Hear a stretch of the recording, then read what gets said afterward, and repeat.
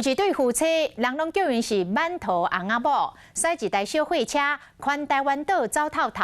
透过手工的馒头来传送着幸福。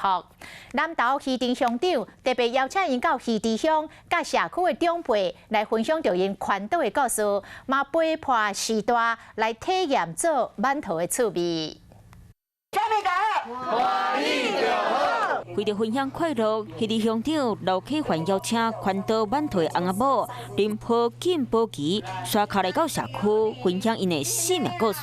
将咱的这个馒头妈妈的人生励志故事来提醒咱的乡亲，让咱乡亲会当变得更加快乐。做馒头进前，爱心唱歌跳舞，让馒头充满爱心，够希望。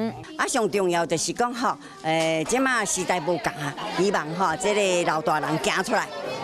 大家己的身体过好。社区是大人拢有年岁啊，也毋过馒头阿姐提醒大家，人生爱活甲老，学甲老。因透过爱心手工馒头来分享幸福。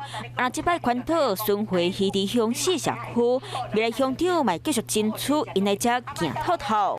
嗨，我是庄宇杰。想要看到更多的新闻内容吗？赶快订阅华视新闻的 YouTube 频道，并且开启小铃铛，跟着宇杰一起看新闻吧。